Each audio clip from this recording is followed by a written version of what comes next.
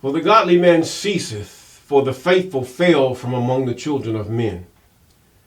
They speak vanity, every one with his neighbor, and with flattering lips, and with a double heart do they speak.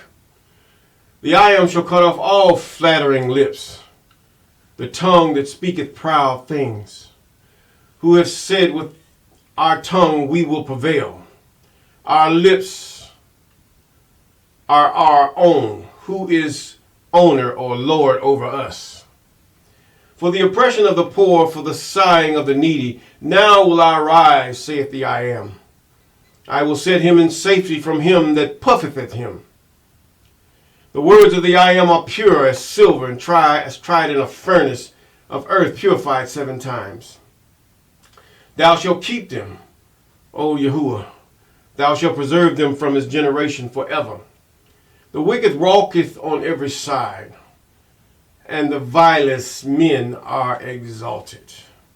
Psalms chapter 12.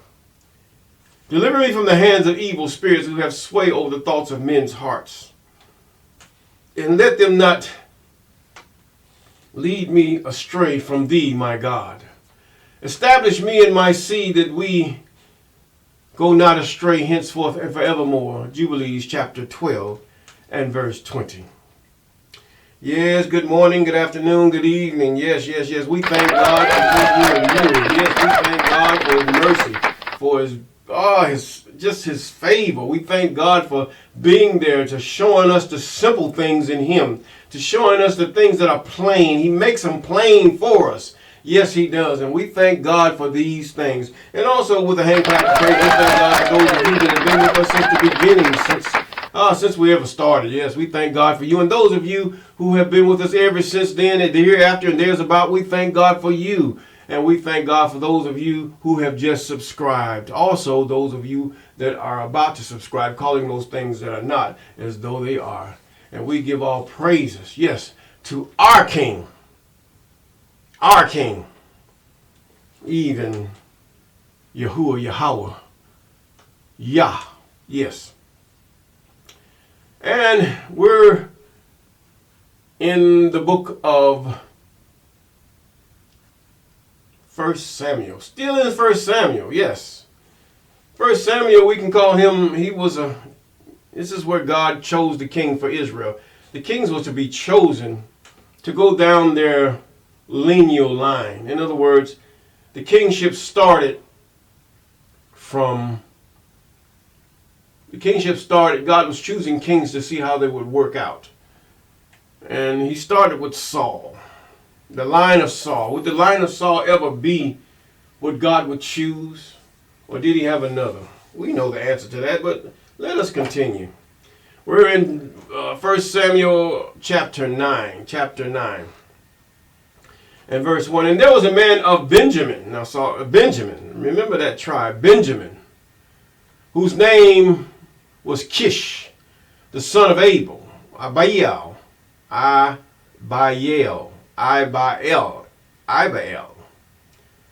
Or it's just some god, Ibai, God, or something like that. The son of Zeor, or Zorar. The son of Bech-Korath, the son of Alphiah, a Benjamite, a mighty man of power. Now he's showing you the genealogy that's happening to this man. It doesn't match the genealogy that is to go from Boaz. See, Ruth was just a transitional. Women are transitional. I don't care how you hate it, or it is what it is according to God's way of doing things. Now, your way of doing things or the heathen's way of doing things, that's another story. You're not equated in this matter. God's way is the male, period. Or whether you want to call it the patriarchy. Yes, it's not the matriarchy. No. That's heathen stuff. You can have that. Take it. Run with it. Do what you want to do. But don't compare it to us, because God has his own way. Yes, you can't get over and you can't go under it. You got to come in through the law. I ain't talking about the door. I'm talking about the law, statutes, ordinances, and commandments. Yes, this is what we're talking about. And he had a son whose name was Saul, a choice man. a goodly, and there was not among the children of Israel, a goodlier person. Nope, not a goodlier person. Now he was, in other words, this was a handsome man. I mean, built, strong, king-like looking man that would make the eye fear and wonder and awe. Yes, you have young men that have been born of men and women, and that look real good as far as picture perfect. Yes. And he describes Saul here, a choice young man and a goodly, and there was not among the children of Israel a goodlier person than he. His shoulders upwards. I'm trying to be like that. And he was higher than any of the people, tall. Yes. Now, Taori is, Abraham Taori is a tall man. I mean, yes, he's a tall man. He's not very built, as people would say. We don't go by, should I say, the outward appearances, but the heart. It was his heart, not just his appearance, but his heart. His appearance helped with those who were paganistic in mind, but his heart, that he's not afraid.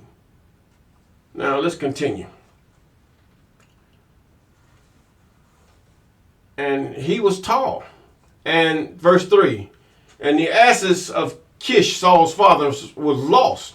And Kish said to Saul, his son, take now one of the servants with thee and arise and go and seek the asses. Now, God didn't give no democracy here. God chose through his prophet by telling his prophet or that who's next to, that he could talk to. He told his angels, and his angels go and tell his prophet what he had in mind to do. Okay, let's test Saul right now and see what kind of man he's going to be. Okay, now he's anointed. He was chosen by God, and God's favor was upon him. Yes. And people knew it because the prophet came and God sealed it with signs and wonders. Now, he says, now take one of the servants with thee and arise and go and seek the asses. Verse 4.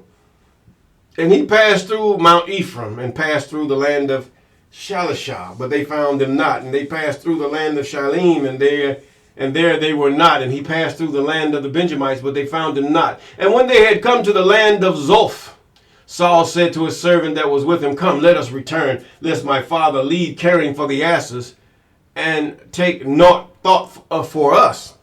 And he said unto them, behold, now there is in the city a man of God, and he is an honorable man, and all that saith cometh surely to pass. Now let us go thither, and perhaps, or peradventure, he can show us our way that we should go. Excuse me. Then said Saul unto his servants, but behold, if we go, what shall we bring the man? For the bread is spent in our vessels, and there is not a present to bring the man of God. What have we? And the servant answered Saul again and said, behold, I have here at hand a fourth part of a shekel of silver. Now apparently this servant was employed by his father, because you have to realize, even in Reconstruction, there were, if you go back through history and read valid books, you're going to find out that there were people who were assigned to families. I mean, eventually it turned to slavery, but at first they were assigned to families to learn a skill. This is how a lot of Indians and those who were brought on ships learned skills to be of service to, you can say master or whatever, but they had them do the work. And this is partly why they were blacksmiths, and many of them were, smelters. They were apothecaries, and many were different because they were joined to a family to learn. Yes, and this is the same thing here. See, you have to realize that the slavery system, and also, the colonizational things were derived from what? These 66 books. Think about it. Think about it. Think about it. Yes, it was. Now, and the servant answered Saul again and said, behold, I have here at hand the fourth part of a shekel of silver that I will give to the man of God to tell us our way. Before time in Israel, when a man went to inquire of God, thus he spake, and come and let us know, go to the seer, for he that is now called a prophet was before time called a seer. In other words, give me some money and I tell you, I give you a prophecy. This is what they were saying. But was that instituted of God? No.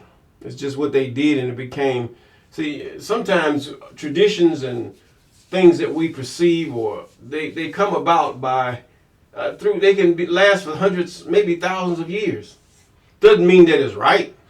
It's something that somebody started, and it's been carried on ever since then, and now it's become a part of that society or that people. And they answered him and said, Is he? Behold, is he before you? Make haste now, for he came today to the city, for there is a sacrifice of the people today in the high place. And as soon as you be come into the city, you shall straightway find him. Before go he up. Now God was setting Saul up. He was setting him to meet the prophet Saul, an old man. That's it. You get where the wizards and all these other people are old. This comes from the Bible. They come from the Bible. They come from the 66 books and other books. The old, but in their case, it's an old white guy, with a long beard and a pointy hat. Remind you something else. As long as the hat ain't white, we be all right. But either way, and a round circle around it. All this comes from the Bible. It comes from the Bible. And some of it, they added little accessories to it to make it seem so, should I say, holy or majestic. And they went up to the city, and they were coming to the city. Behold, Samuel came out against them for to go up to the high place. Verse 15, and now the I Am told Samuel in his ear a day before, Saul came, saying, Tomorrow about this time I will send thee a man out of the land of Benjamin, and thou shalt anoint him to be captain over my people, that he may save my people out of the hands of the Philistine. For I looked upon my people, because their cry is coming to me. Now the fact is that Saul was a judge also. Now he was being chosen to be a judge in Israel. In other words, the Philistines were judged by Saul, apparently. Now, in other words, their sentence was to be carried out because of the judgment by Saul.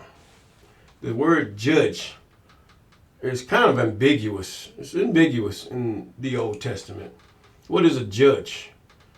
We're going to leave it for you to study and to come up with your answers. What is a judge? What is a judge? Yes. Now, you had in the old English ways, they had judge, they had sophies. Sophies is an ancient Greek lawyer. It's basically a lawyer. And he's to speak for those who could not speak for themselves. And he was one who was versed in the way or the law or the constitution of that country or that Greek society. Yes. Now, thou shalt anoint and be captain over my people, that he may save my people out of the land of the Philistines, for I have looked upon my people, their cry is coming to me. Now also, that's just the Greek version. But lawyers have been ever since the beginning of time. Someone to mediate between the judge and the people. It's always been that way. It's never just been just Greeks. This is just what the West would have you to see because you're a darker hue. And it's up to their badge on their back, but really it's really something that is really easy. And also you talk about prose, advertisement. Prose is something that they attribute to the Greeks, but advertisement been since the beginning, since Eve. He advertised a tree. He advertised wisdom. It's taking something that you already have and making you think you need better. Prose. This is a Greek terminology. And also a lot of these words that you see in the Old Testament are Greek terminologies. They come from the Greek, translated to the English, from Greek to English, and it turns out the way you see it now. And they've taken these words and they began to make a story out of them. It's not, if you saw the original text, you really would not understand it. So this is how this is. Yes, it is. Now, a person that speaks Hebrew or speaks the languages of those represented here in the 66 books, they would understand it perfectly. But those of us who have English, many of it will be incomplete sentences. They will be, just gibberish. That's all it would be. But thank God for his mercy. Now, and when Samuel saw Saul, the I am said unto him, behold, the man whom I spake to thee of, the same shall reign over my people. Over my people. God didn't say it was Saul's people. He said my people. There's a difference. There is no king that can be over. God have appointed people to reign over his people. Some of them even wasn't Israelites. His people. David was one who reigned over God's people, and his lineage reigned over God's people, but they were not David's people. They were God's people. Let's get this right. Now, you don't owe no allegiance to David. You don't owe no allegiance to Solomon or even his lineage. Your allegiance and your obedience belongs to whom you have chosen. That was the Most High. Tata and Zambi, Sinini Nanini, Yahweh Yahuwah, Hey Yahala. Yeah, you was. Your ancestors made their allegiance to him. Yes, they did. And Saul drew near to Samuel in the gate and said, tell me, pray thee, where the seer house is. And Samuel answered Saul and said, I am the seer. Go up before me. It's kind of remind you of the second, Jedi. When Yoda and this Luke Skywalker was together, and you realize a lot of these people they read this Bible thoroughly. Books that even the book of Noah came from what? The book of Jubilees, the book of Jasher. Many of the things, that's not in the Bible. Yes, it is in the Bible. Not your Bible, but the Ethiopian Coptic Bible. Yes, it's in there. Why did they go all the way back to the Ethiopian Coptic Bible to get the things out of the book of, to make the movie Noah with the starring of Russell Crowe? Why did they do that? Because they found those things to be true in which it spoke. That's what it was. And it made more sense than the 66 books, which is Greek. Understand Greek terminology and where it comes from. Understand it. Many of it is filled like the word love. The word love is not really in the Hebrew text. It comes from the Greek. It's translated into Greek, and they translate it they give it a word called love. Yes, a word called love. So therefore, think about it. You don't even know what love is. None of us do. It's just something they derived. When you love God with all your heart, with all your mind, according to that Greek word, then, or agape, eros, and all this other stuff they come with, the love that God describes in his law. Thou shalt have no other gods before me. Thou shalt not make any graven images of anything above, beneath, and on top of the earth. You should not make them to worship him. To worship. No, that's what God says. To love someone is to stay their boundaries. To do what pleases them. So the Greeks come into, I'm just putting it into English, common sense. To love your neighbor. Is that to be his friend and all? No. Instead, I'm not going to mess with my brother's wife or my neighbor's wife or any man's wife. This is just the code. I don't care how beside herself she gets. Yeah, she fine and all that, but that's not mine. That's not whom I married. Regardless, something's going to catch your attention. Woman, Oh, he's nice. He's so nice to me. He's better than my husband. No, that doesn't work. Abigail didn't do that even with David. David saw Abigail. She was a beautiful woman, and she was wise, one to be desired of any man. But yet, did he take her from her husband? No. Very desirable woman for any man. Wise, it would bring a man. She could run his house, and he wouldn't have to even worry about it. That's because that's what she did. Some of you women that got money and got all this stuff, and you choose a man because you say this man is of great worth. He may not be rich. He may not have all the things in the world, but he has the character. He has the personality that you love. And the fact is, you want to serve this guy. Is it that you should serve him in the way that cooking and cleaning and all? This is. Look at the Bible. Many women did not cook and clean all the time. A lot of times you were cooking when your daughters get old. Hey, get in there and cook for your daddy. And sometimes she would get in there and cook. Although she might have been rich or been a woman of great stature. You have to study this Bible and learn some things, people. Don't let this English and this European stuff get a hold of you when it's not even written. Let us continue. And when Samuel saw Saul, the I am said, Behold, the man who maketh thee, I spake to thee, of this same shall reign over my people. He was speaking to his mind. You have mind, body, and soul, or spirit. Your spirit communes to your mind. Your spirit communes to your spirit. Your spirit is in your mind, the spirit of the mind, as they try to say. And then your spirit, your body speaks to your mind. In other words, your pains, your 5 senses, and all these other things. And it all affects your brain.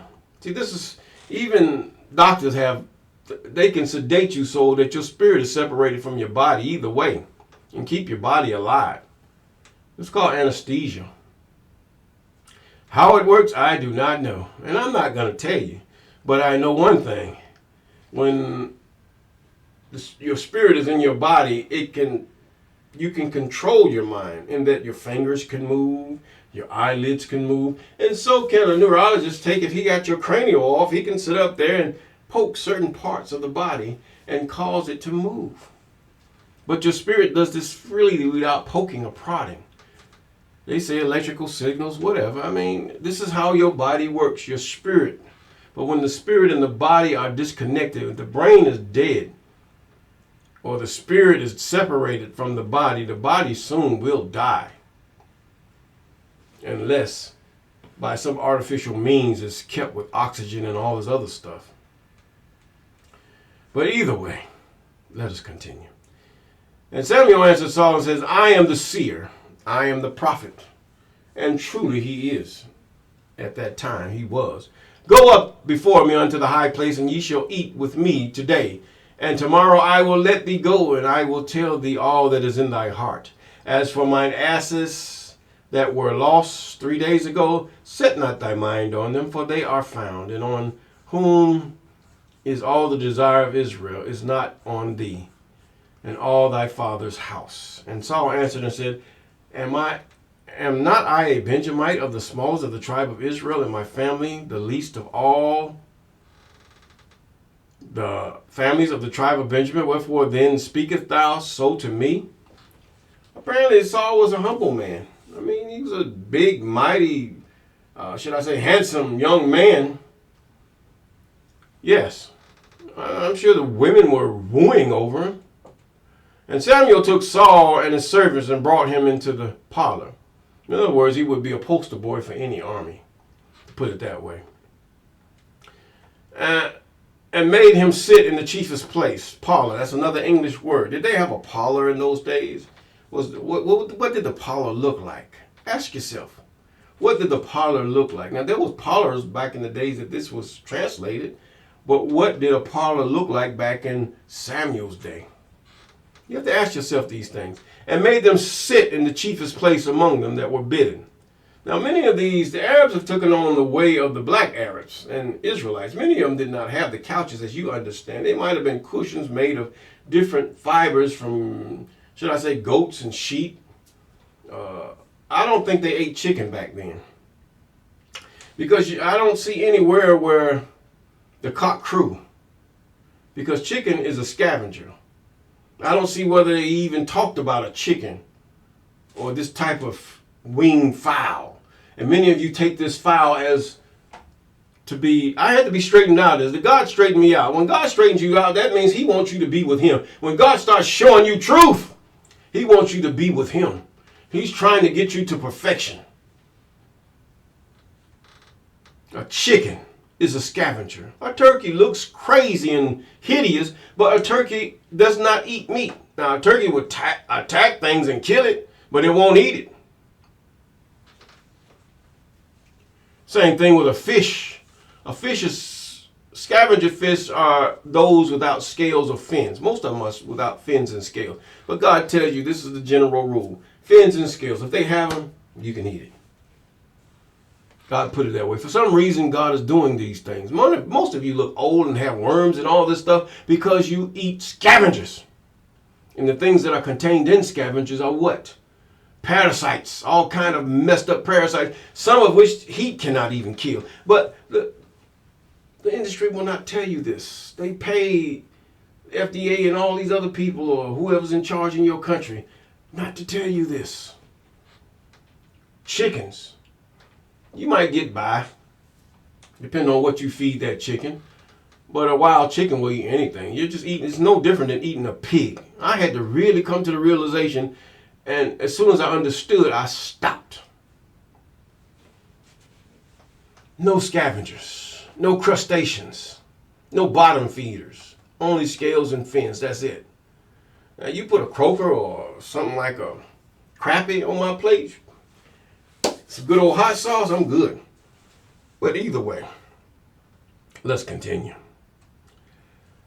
And Samuel said to the cook, bring a portion which I gave thee, which I said to thee, set it by thee. And the cook took up the shoulder. Shoulder, meat. Shoulder of what? Lamb? Could have been a goat. That which was upon it, and set it before Saul. And Samuel said, behold, that which is left, set it before thee and eat. For unto this time hath it been kept for thee, since I said, I have invited the people. So Saul did eat with Samuel that day. And when they came down from the high place into the city, Samuel communed with Saul upon the top of the house. And they arose early, and it came to pass about the spring of the day that Samuel called Saul to the top of the house, saying, up, that I might send thee away. And Saul arose, and they went out, both of them, and he and Samuel abroad. Here's the king of Israel, about to be the king of Israel. Him and his lineage, but they had to go through a test. They had to go through a test. And as they were going down to the end of the city, Samuel said to Saul, bid the servant, in verse 27, bid the servant pass on before us. And he passed on. In other words, the one who was working for Saul or his father, but stand still. Now, this is how you get servants. You have those who work for you. They live in the house with the people. This is the way that they did things back then. They were not slaves. They were called, the English call them servants because, I don't know, there's a problem there. They were not lower because many servants were best friends with the employer or the employer's family. You was employed to serve the family. That's what it is. And he says now, stand thou still a while, that I might show thee the word of God. No, he's not talking about Jesus or Yahushua or Yahusha or whatever you call this Messiah that you've named or you show depictions of in your idolary pictures and say, well, this is just for instructional purposes only. Satan does a lot of things for instructional purposes only, to sway the minds and hearts of people. You have to be mindful not to be a stumbling block to your brother or your sister. You have to have a mind to be that way. Yes. But either way, to show thee the word of God. In other words, he wanted to show him what God had said to him about him. In other words, what did the word of God come to him saying? He said, you will judge the Philistines. That's what he said, didn't he? Come on now, we have to go back in the Word. It's just like when we get to the book of Isaiah and all, we're going to show you some things that you need to know. Some of you already know, but some of you don't. Because the fact is, many of you have been taught to go by my opinion, the opinion of the preacher or the teacher or the imam or whoever, their opinion. Even the Quran is an opinion. Gabriel has specific tasks according to the book of Enoch. Same thing with Michael, specific tasks that he does. Angels have specific tasks that they do. And we have to recognize it. This is why all those books have been kicked out. They wanted to rule and control you just like the angels did. So they kicked that out and put themselves in there. Yes. And now many of you have been doing stuff so long, these traditions and wise fables and tales, and then you wonder where is God and why does he not answer our prayers? You're still in sin! This is why. But the fact is, we can come out. Transgressions of the law of the Most High. I ain't talking about sin of church, the sin against this or transgressions against the bylaws of a church or a mosque or a Buddhist temple or this or that. No, I'm talking about transgressions against the Most High. He that created all things. Even the tree that you use to shape your idols. Whether you call yourself Christians or Buddhist or Zoroastrianism or whatever you want to call it. Whatever you worship that is of idolatry. Yes, Christianity is an idolatrous. Now we're coming up on the quarter, the idolatrous quarter.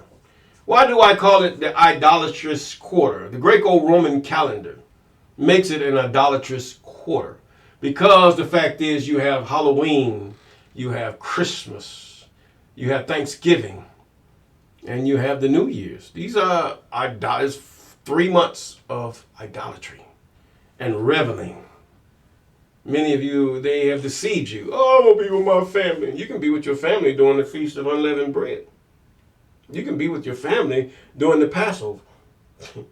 See, Judah, I'm not talking to the heathen right now. Judah, those of you who think you are of Israel, those of you who keep saying the Most High, you go in your churches, your pastors, and some of you that are teachers in your church, and you use these cliches to try to make you think that you are chosen. But yet you still worship this idol, or you idolize these men. Jesus, Yahweh, Yahusha, Muhammad, Gabriel, and all these other things that you do. Gabriel is a servant of the Most High, an holy angel before God. Think about it. You better get it right. It's God's way or no way. It's not Jesus' way. He's not the way. No, the law is the way. The law, commandments, statutes, and ordinances are the way of the Most High. What way can you point that Jesus did? Only thing he says, he rose from the dead, right? What did Muhammad point away or whatever? All they did was complain about the people that's supposed to be the people of the book. And they were talking about Christians.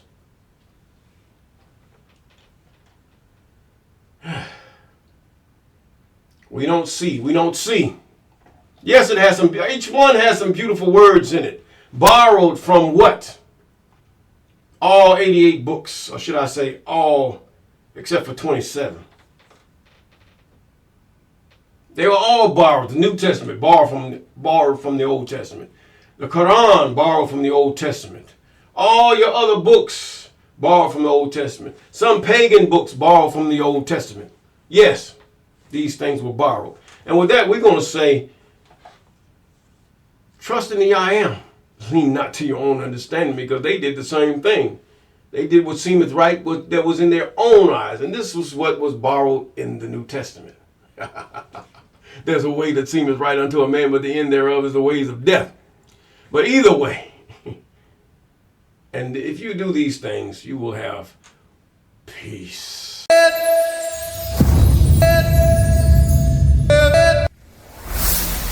Walk with me.